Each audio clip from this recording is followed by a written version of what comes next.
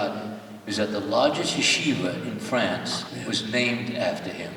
That was the thing I thought that he was honored most of, for the fact that they named the yeshiva after him. Now, many years ago, I spoke with a French woman who was tortured by Barbie also, and hung her upside down, broke her arms, beat her mercilessly, and all the while he was doing this, the Germans, Gestapo, Barbie is stroking a cat and smiling. She never forgot this. By some miracle, she survived not just the beating and torture, she was out of the prison and eventually returned to Paris. Now my question to you is, now you were there at a point in Lyon when he was there. Didn't anybody want you to get out of there to save your life? Yes, I did. I got out and I joined the Jewish military. And you went into the resistance of the mountains? In the Black Mountain. I heard that the famous mime artist Marcel Marceau was also part of the Jewish resistance. Did you ever meet him? Yes. When D-Day arrived, the Americans told you to destroy everything possible. Did you do that? Yes. I want to mention something here, Judith. That he saved your sister Malka by taking her to Paris with other children. That's a very important point that I want people to know. My sister Malka, the youngest one, about 5 years old, 6 years old, sick girl, and she was in a convent. So Marcel Marceau had pity on her and took her to Paris. And I have the picture where Marceau and my little sisters So you fought day and night against the Germans and captured 2 French towns, Castres and Massenet. Did you take any prisoners? Yes, we took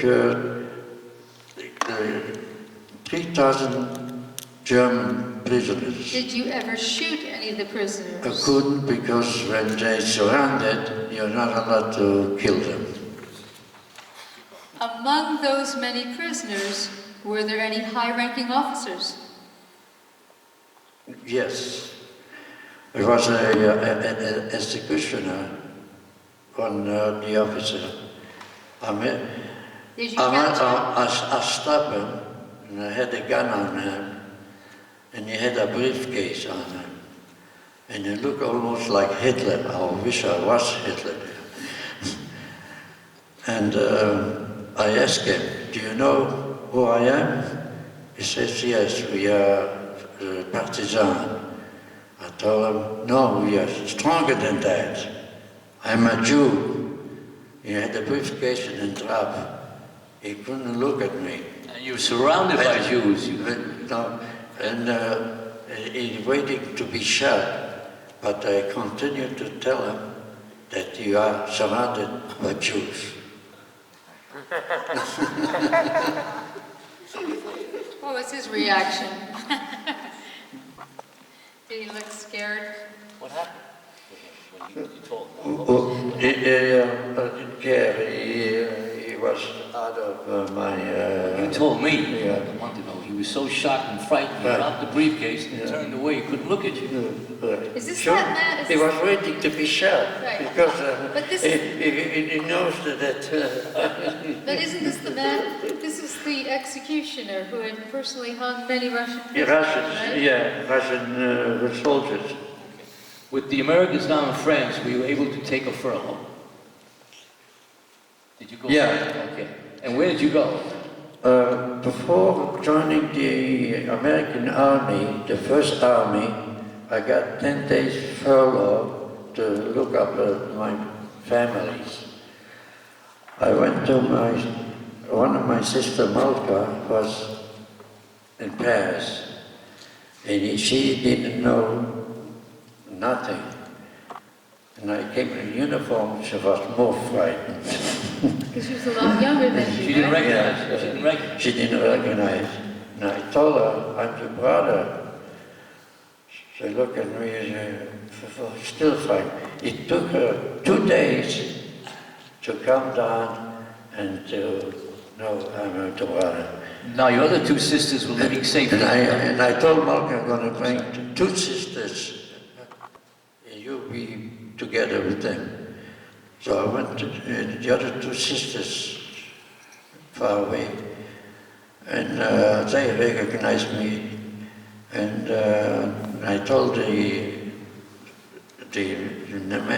manager, before I go back to the army, I don't know how I was going to survive. I want you to do me a favor, that the two sisters you send to Paris to my other sisters.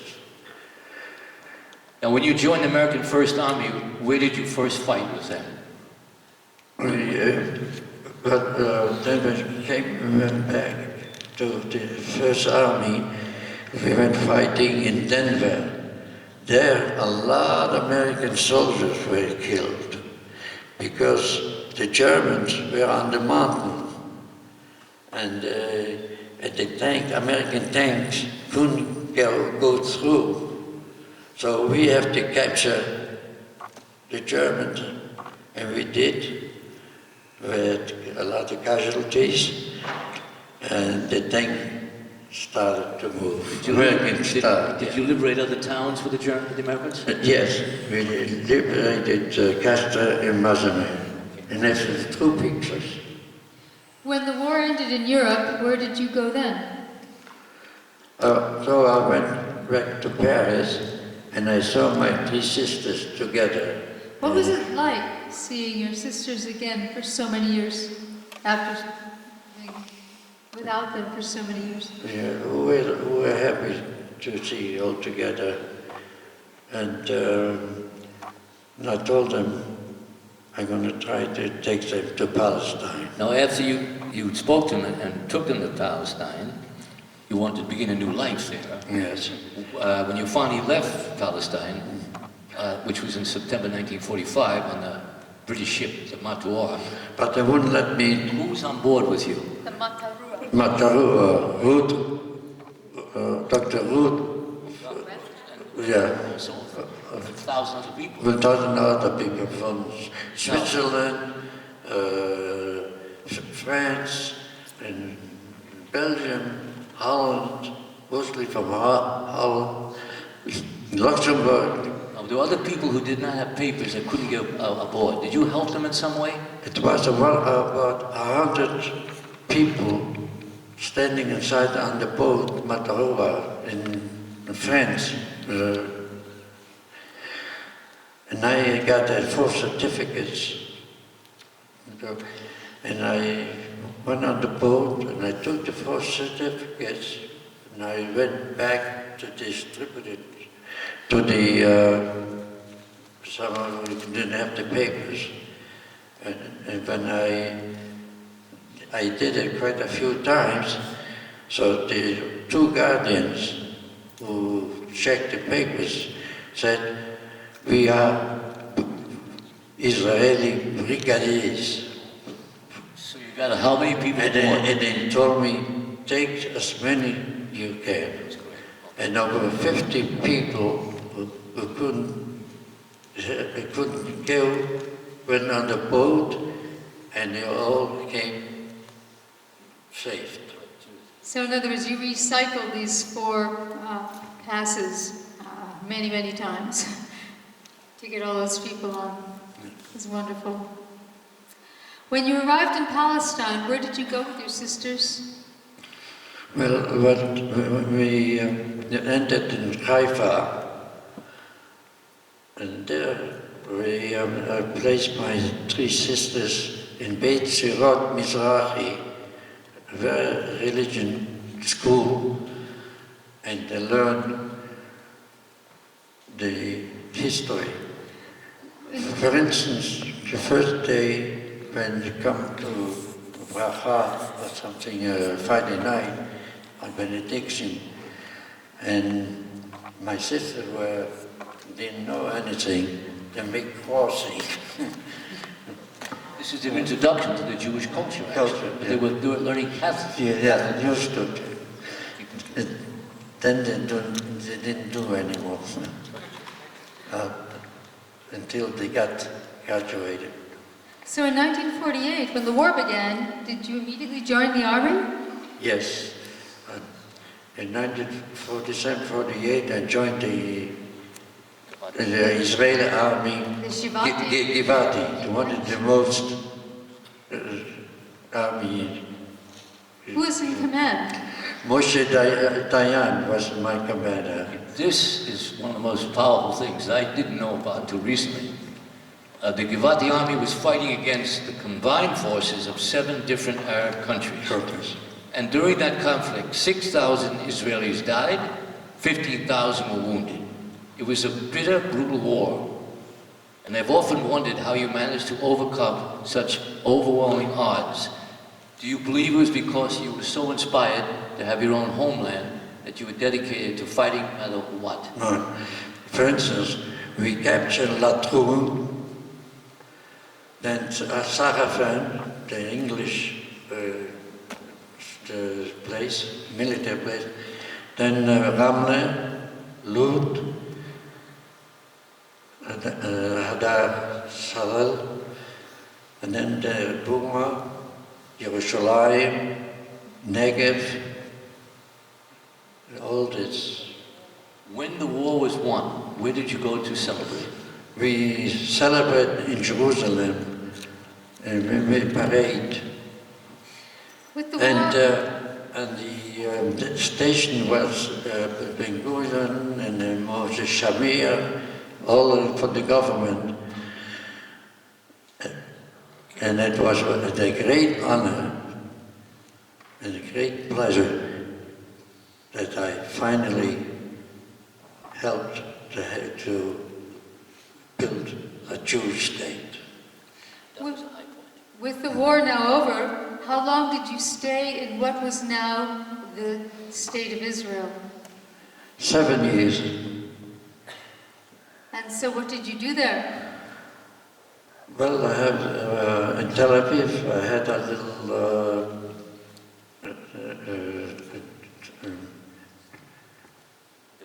news store, paper store and books. And one lady came from America, took Jerusalem Post in English. I couldn't speak English, and she couldn't speak Hebrew. So then we wound up talking Yiddish.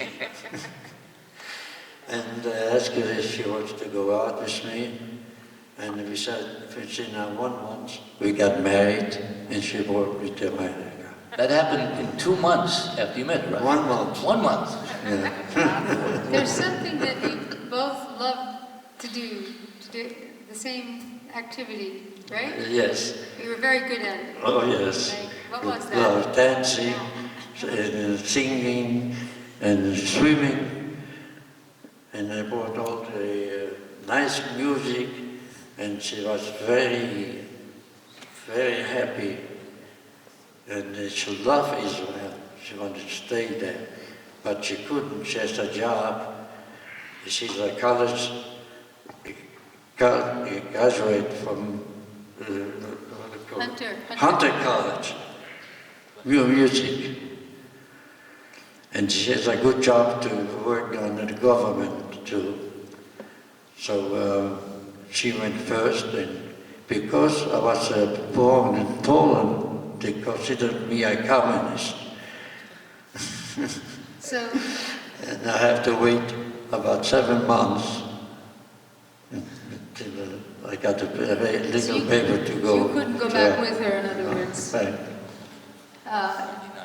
You have a son who is a major lawyer in New York, and who has his own television show where he interviews many prominent people.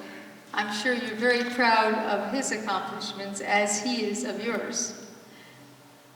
Yes, You wonderful. You and your wife, Rita Oliver Sholem, who passed away over a year ago, were married for 60 years. In spite of your loss, I'm sure you consider it a blessing that you had such a long and joyous life together. Yes. Now here's another thing that really interests me. When Commandant Klaus Barbie was finally extradited from Bolivia after he lived there for 40 years, thanks to the American government who protected a lot of these Nazi people who tortured to death because of the communist rise in Europe. He was placed in the same prison that he tortured to death the French resistance fighters, which was pure irony. Now, at that time, there was a CBS program, and because you were living in the United States in Paramus, you had your own hardware store, and they came to interview you. Yes. And it was shown all over the United States, and people who didn't know where you were, people who had fought with you in the war, including the French chef at the Plaza Hotel, all came to the Paramus to bid welcome to you. Yes. That must have been the most nostalgic moment for you. Right. Was it so? And I was also on TV with the Channel 2, with,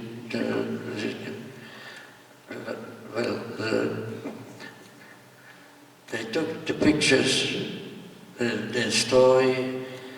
In the morning, 15 GI, American GI, who liberated the death camp, Buchenwald, with tears in their eyes. One told me he came home and tried to tell them what he saw, children and babies being killed. And the family thought he was crazy. They want to put him in crazy house. So he took the book and he put it in an attic. Then when he saw me on TV, he gave me the book to me. You can use it more than I do. And I have the book here. The one who liberated Buchenwald. I remember you telling me when they put you on the news and you were in your hardware store and they were filming you that a lot of people in the surrounding towns just came out of the woodwork and came to you and brought all of